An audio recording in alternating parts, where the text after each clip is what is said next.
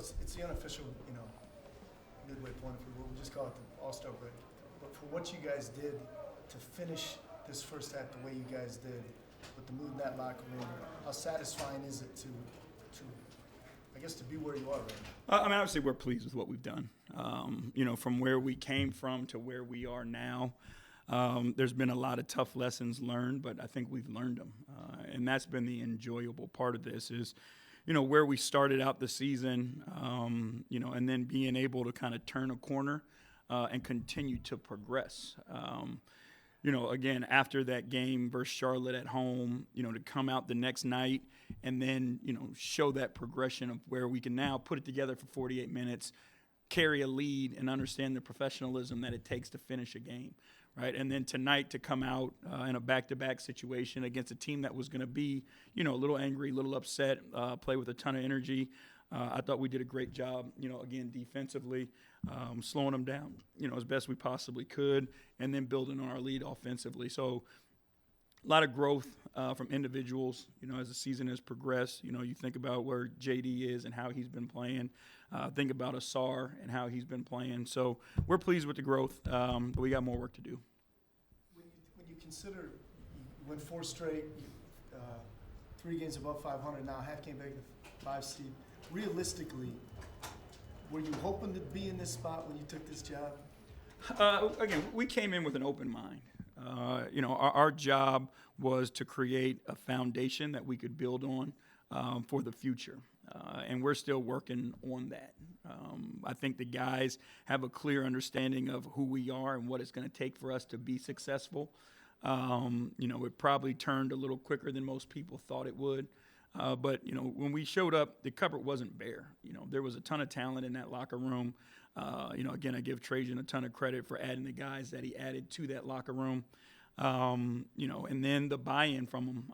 But like their chemistry and their commitment to one another, has just been fantastic. And, we'll say it time and time again, if you have more chemistry, less talent, you're probably going to overachieve. If you got more talent, no chemistry, you're probably going to underachieve. So, and then, when you find a special group that has a combination of both, you can do special things. And I think that's what we're working towards now. We have a team like this that has found clearly some momentum. I think 18-9 since December 21st. How do you go into the All-Star break? Obviously, knowing guys need a rest, but also still waiting to keep that momentum going forward. You just trust your team to keep it? Yeah, again, it's our first go-round as a group, but what I know is, they've been committed to each other. So I don't expect anything to be different, coming out of the break as well. They're playing with a great spirit. They're enjoying one another. And I expect that to continue. And again, the message is, we want to be soaring out of the break and take advantage of that. Time and time again, you always, shed light on that this is all about the players. But entering the All-Star break, how would you best describe your evaluation as of right now? Me, personally, I haven't thought about it. That's just not something that I take the time to think about. My job and my thought process always goes into the guys and pouring into them and trying to do the best for them. And that's what I'll focus on.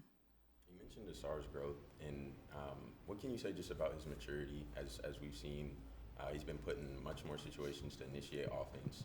A couple times on the short roll, when he usually skips it to the corner, he waited for a couple dunks and was able to get to the basket there.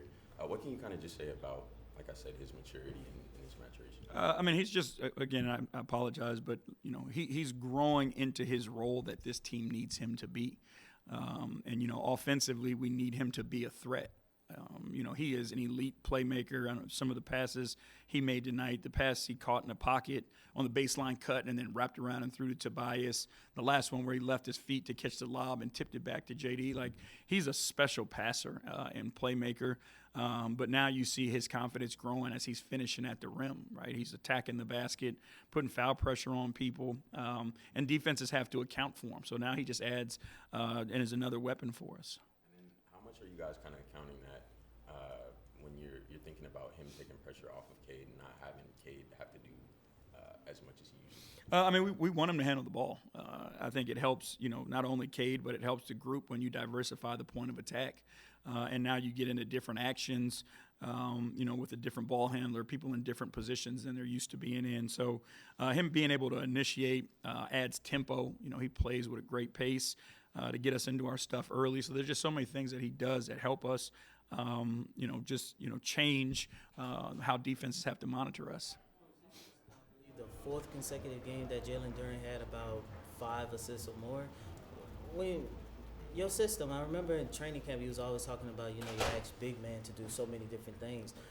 Has your system always been about, utilizing the big man as a playmaker, or is this just something you saw in Jalen Duren and to execute that? You always build it around what you have. And just watching, JD and Stu alike, they're both really good passers. So when you put the ball in their hands, they do a great job of reading defenses, and their teammates cut hard because they know that those guys can find them and make plays. So you're just trying to take advantage of guys' skill sets, and we're fortunate to have 2 big guys that can pass.